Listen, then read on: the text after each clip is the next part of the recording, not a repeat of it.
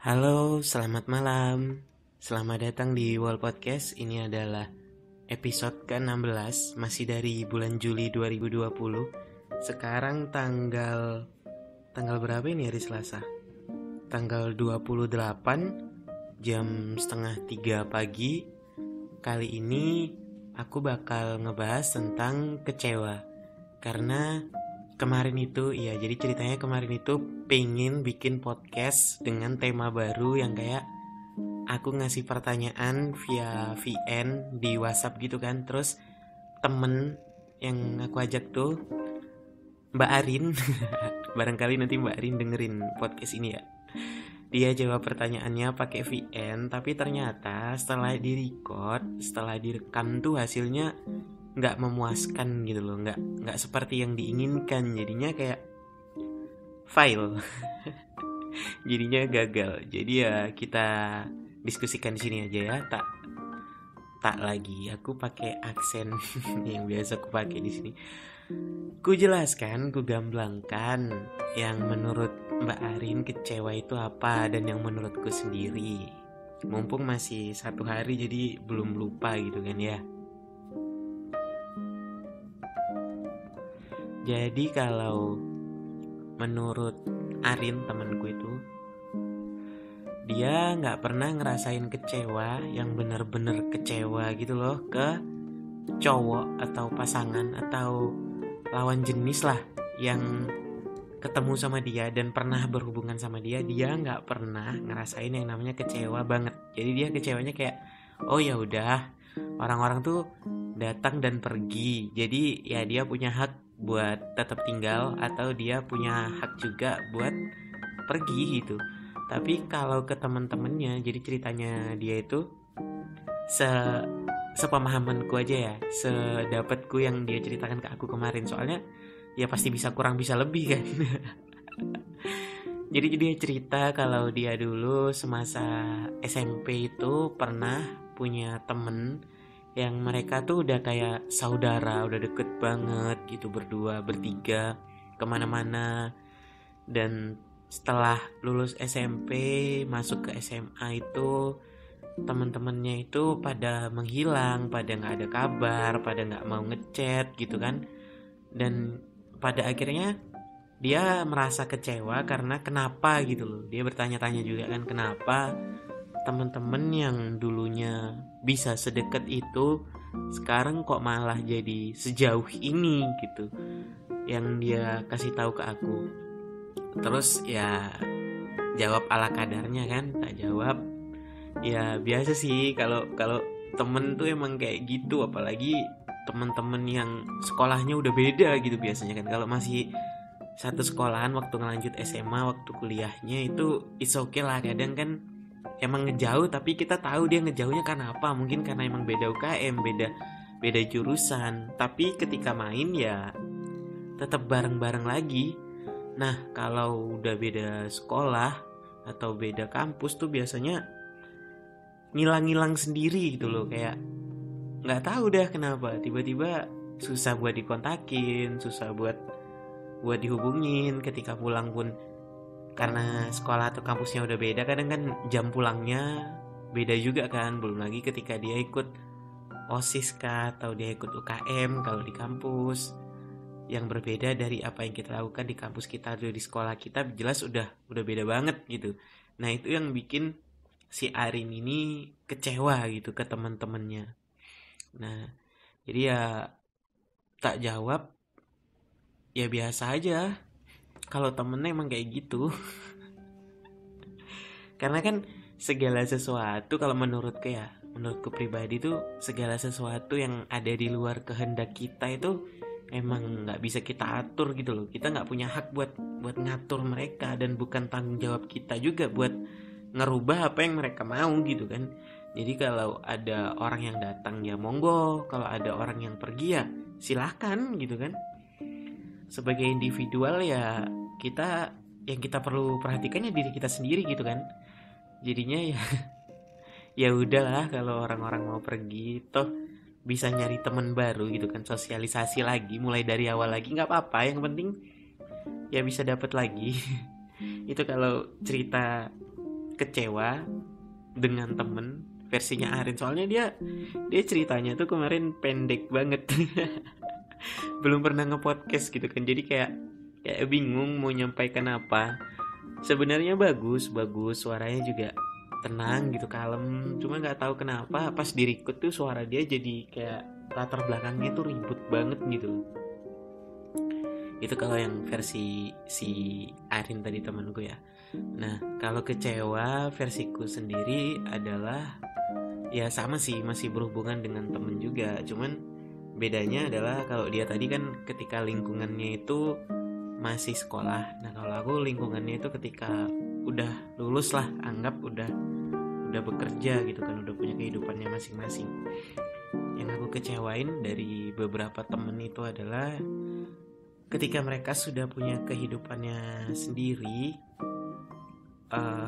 dan ya sudah sibuk dengan dunianya sendiri. Terus aku berusaha ngajak komunikasi di sebuah grup tadi, karena aku punya grup gitu kan, aku ngajak komunikasi, dilihat cuman nggak ada yang jawab. Kadang itu tuh bikin kayak, wah, apa mereka beneran udah lupa sama aku atau gimana gitu kan. Ya aku ngerti sih, kayak yang gue bilang tadi kan, kita nggak punya hak, kita nggak punya tanggung jawab buat orang lain datang dan pergi gitu kan. Ya aku sih wajarin mereka hilang, mereka pergi gitu. Cuman yang bikin kecewa kadang, kalau kamu ada, tolong jawab pesan yang saya kirim gitu kan. Jangan didiemin. Kadang udah dilihat yang lihat banyak tapi nggak ada yang jawab di grup. Hal sesimpel itu aja kadang bisa bikin orang lain kecewa loh. Emang menurut kita kayak, yang penting kan aku udah ngelihat gitu, yang penting aku udah berusaha lah, ada usaha buat ngelihat chat itu tadi di grup gitu. Tapi menurut orang lain itu kayak lebih baik nggak dilihat daripada dilihat nggak dijawab, karena yang ngelihat itu banyak dan yang jawab itu nggak ada. Itu sih jadinya kayak usaha buat tetap bersilaturahmi, tetap mencoba menghubunginya itu kayak nggak dianggap gitu. Dan itu nggak enak banget sih. nggak enak ya. Buat kalian yang sekarang mungkin ngerasain kekecewaan atau iya masih kecewa gitu kan, ya disabarin aja, tetap tegar, tetap, kalau dibilang berusaha, nggak berusaha ya, karena kan kecewa itu kan hasil kan, prosesnya tadi yang membuat kecewa itu datang gitu. Kayak kita mengharapkan segala sesuatu yang terlalu tinggi tapi ternyata hasilnya nggak seperti ekspektasi kita, itu juga bisa bikin kecewa gitu. Jadi bukan berusaha sih kata-katanya ya. Terima aja kalau begitu. Toh ya setiap manusia, setiap orang, setiap individu itu pernah lah yang ngerasain yang namanya dikecewakan. Entah kecewa karena orang lain, atau kecewa dengan diri sendiri, atau kecewa-kecewa lain yang faktornya pasti banyak banget. Dan aku nggak bisa lah ngitungin satu persatu, karena ya pengalaman cuman ada di temen dan di hubungan. Kalau si Ari tadi temanku kan bilang kalau di hubungan dia biasa aja, karena ya gitu, dia sering banget di ghosting sama cowok, dan saking seringnya karena terbiasa dia jadi biasa saja. Itu yang bikin kemarin tuh aku sampai, wah, seberapa sering sih dikecewain sama cowok kok bisa sampai biasa gitu kan. Aku tanya gitu sama dia, terus dia jawab, ya kamu tahu kan, aku tuh sering banget di ghosting sama orang yang aku suka. Kalau aku nggak suka sama orangnya, dia perhatian banget, tapi kalau sama orang yang aku suka itu kenapa di ghosting?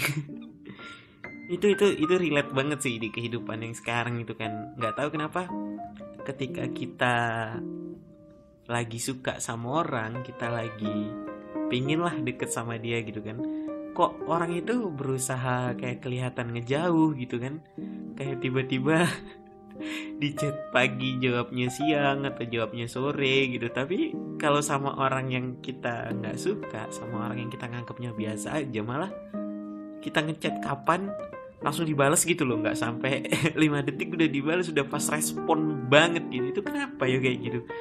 Tapi nanti kalau kita pindah, anggaplah kita pertama suka sama si A, terus kita nggak suka sama si B, bukan nggak suka sih tapi biasa aja tuh nganggep temen gitu kan. Terus kita ngechat sama si B dijawab fast rap. Nah lama karena udah sering chat sama si B, kita jadi suka nih sama si B.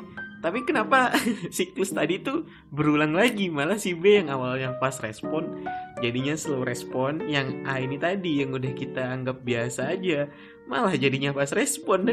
Dan itu bikin kecewa dan bikin galau sendiri di pikiran gitu. Apa iya kita emang nggak pantas, aku emang nggak pantas buat orang lain atau gimana gitu, sampai ketika udah berubah haluan pun rasa yang seperti itu tetap berulang gitu, siklusnya tetap gitu-gitu lagi gitu loh. Why gitu, apakah emang kalau suka sama orang itu nggak boleh terlalu berlebihan atau bagaimana gitu kan? Soalnya bukan cuman aku aja yang ngerasain kayak gitu, si Arin tadi juga gitu kan, dan beberapa temen yang sekarang sama aku di real life gitu yang ngekos bareng itu juga kayak gitu. Ketika dia suka sama perempuan, sukanya yang emang benar-benar suka as a person gitu, sebagai cowok dan cewek, itu yang di chat tuh jawabnya lama banget. Tapi kalau dia biasa aja tuh yang dijawab fast rap banget. Nanti giliran dia udah seriusin yang fast rap tadi, gantian dong yang fast rap itu jadi slow respon gitu kan. Bahasa Inggrisnya kebolak-balik, biarin dah. Dan yang slow respon tadi malah jadi fast respon gitu. Apa karena mungkin yang slow respon tadi ngerasa kayak, wah dia sekarang berubah ya, dia udah mulai ngejauh, makanya yang slow respon tadi jadi fast respon karena nggak ingin kehilangan dia. Tapi harusnya nggak kayak gitu dong. Harusnya kalau ada orang yang ngejar, ada orang yang suka sama kita, ya dihargain gitu loh. Jangan sok cuek, nanti akhirnya ditinggal malah balik fast respon kan nggak asik. Dikira mainkan hati doang, dikira cuman pengen main-mainin doang gitu loh. Jangan deh ya, daripada nanti sama-sama ngerasain kecewa, pihak yang satu dengan yang lainnya ngerasain kecewa, mending kalau ada yang suka tuh ya tolong dihargain gitu loh. Jangan diiniin, jangan dicuekin. Nanti kalau dia pindah ke lain hati baru.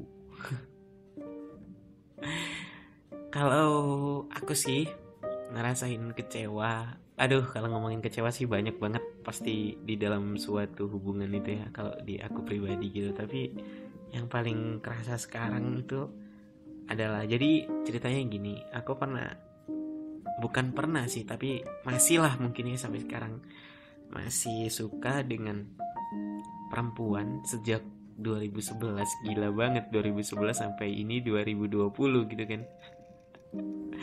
Hubungan kita tuh awalnya lancar-lancar aja, kayak nggak ada masalah ya. Crush, apa sih anak zaman sekarang bilangnya, gebetan lah. Enggak, bukan pacar, tapi lebih dari sekedar teman gitu. Apa sih sebutannya? Ya kayak gitulah ya, kalian pasti paham lah. Kita waktu itu biasa aja gitu, hubungan baik-baik aja dari 2011, 2012. Terus ketika udah lulus juga kan, terus bimbel, ya deket-deket aja gitu. Tapi ketika dia udah kuliah di, dia kuliahnya sih 2012 ya, dia lulus cepet waktu itu. Iya, di 2012 itu dia kuliah, tiba-tiba kayak gimana ya, kayak dia mulai ngejauh ya. Aku ngerti lah dia sibuk waktu itu kan, dia ngejauh masih aku ngertiin. Pertama kayak ngubungin sehari yang biasanya intens banget chattingan, tiba-tiba kayak sehari 5 kali doang, 6 kali doang dibalas sama dia. Oke, nggak apa-apa, dia semester pertama, kedua, ketiga, keempat tuh pasti sibuk, namanya juga mahasiswa baru gitu kan. Semester selanjutnya dia bakal lebih bisa meluangkan waktu lah, aku mikirnya gitu kan. Tapi ternyata dugaanku itu salah gitu. Ternyata semakin lama dia semakin hilang. Dan aku inget banget di 2017 sekitar bulan 10 itu dia sempat nyinggung sih, dia mau ngomong gini kan di chat itu, kayaknya kedepannya aku bakal hapus semua media sosial karena aku nggak mau lagi ngejalanin hubungan yang nggak jelas atau koneksi sama lawan jenis gitu loh.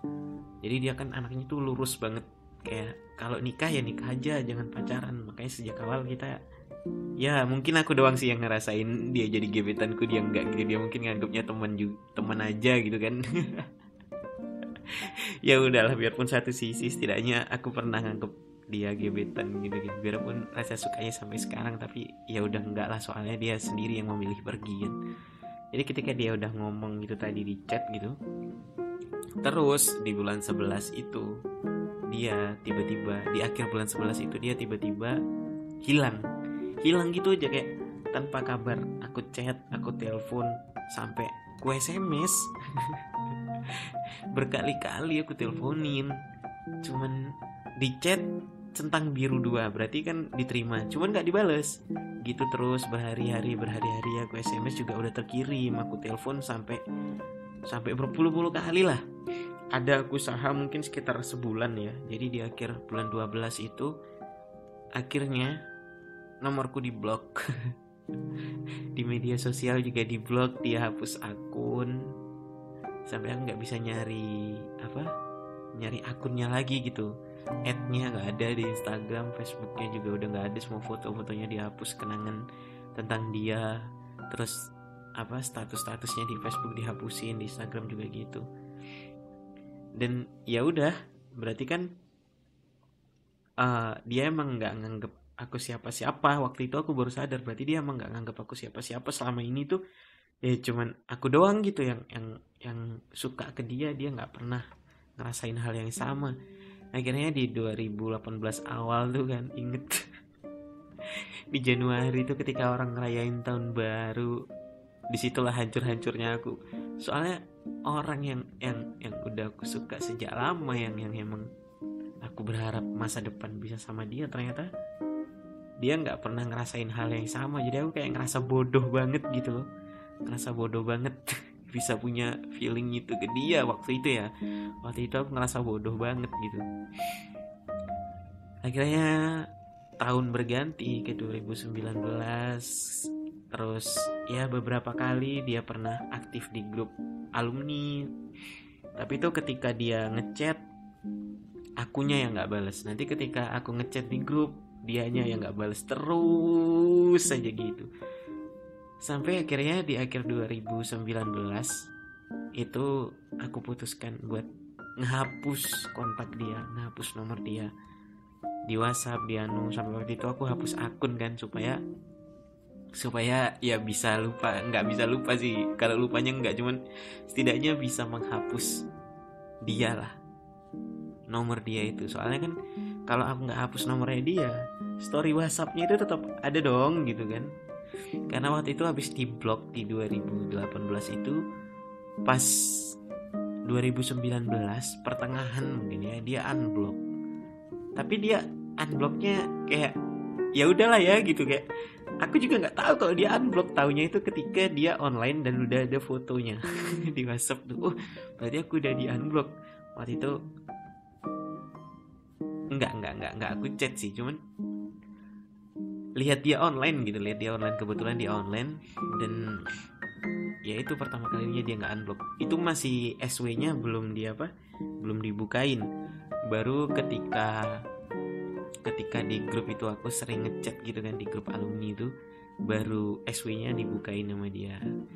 Akhirnya setelah lihat SW-nya dia tiap hari, kesehariannya, rasa sakit hati itu muncul lagi dong.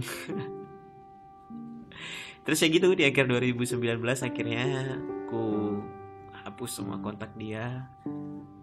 Dan masih kepikiran sih sampai sekarang, kenapa gitu loh, kenapa dia hilang tanpa ngasih sesuatu yang bisa ditinggalkan, kayak salam perpisahan lah. Ya aku ngerti dia tadi ngomong kalau dia mau menghapus semua akun medsosnya, dia mau mengurangi intensitas chatting dengan lawan jenis. Tapi ya aku nggak nyangka aja kalau dia tuh nyindir gitu. Harusnya dia ngomong gitu, aku udah males hubungan samamu, udah lah ya, aku blok aja lah ya. Setidaknya aku ngerti gitu, aku nggak nyari, nggak sampai kayak ngubungin, sampai nanya teman-temannya bla bla bla gitu kan.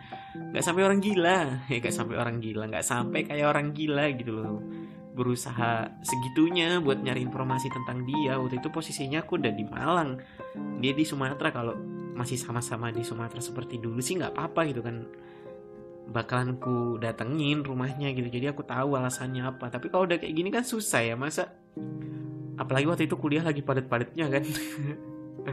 Masa aku terbang ke Sumatera naik pesawat gitu, habis itu sampai sana iya kalau dia bisa kutemui, kalau enggak gitu kan susah dah.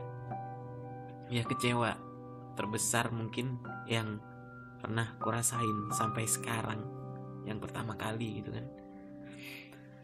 Ya kalau kecewa-kecewa kecil lainnya banyak, kayak waktu itu tidak lulus SMPTN, tidak lulus SBMPTN, tidak lulus mandiri, sampai akhirnya kuliah tuh harus pakai jalur paling terakhir, aku lupa lah namanya apa. Pokoknya dia ada 6 kampus yang bisa dipilih, itu saking insecure-nya, saking nggak berani, takut nggak keterima, jadi ngambil yang 6 kampus, bayarnya 250.000, itu nggak tahu, aku lupa namanya ujian apa, pokoknya ujian paling akhir di bulan 8. Itu adalah kecewa-kecewa kecil, soalnya ya biasa kan tiap manusia ngerasain yang namanya kecewa itu pasti gitu. Jadi buat kalian yang kecewa, yang sekarang lagi ngerasain kecewa, santai aja gitu. Di masa depan itu bakal jadi pengalaman berharga yang bisa jadi malah kalian ketawakan gitu. Kenapa aku dulu berlaku bodoh sampai ngerasain kecewa itu? Oke, itu aja lah ya buat podcast kali ini. Selamat malam, selamat beristirahat. Yang nanti pagi, kemarin itu salah bilang besok pagi, yang nanti pagi bekerja, sekolah atau beraktivitas, semoga bisa lancar, semangat, oke? Buat kalian yang baru banget, mungkin baru banget gitu ya, ngedengerin podcast ini, aku ucapin selamat datang dan semoga betah. Dan buat kalian yang udah ngedengerin beberapa episode, aku ucapin makasih banget karena udah mau ngedengerin podcast yang gak seberapa ini. Sampai jumpa di episode selanjutnya, di episode 17. Mungkin sehari atau 2 hari lagi lah aku bikinnya ya, kalau inget dan gak mager gitu. Sampai jumpa dan masa selamat malam lagi. Sampai jumpa dan selamat malam.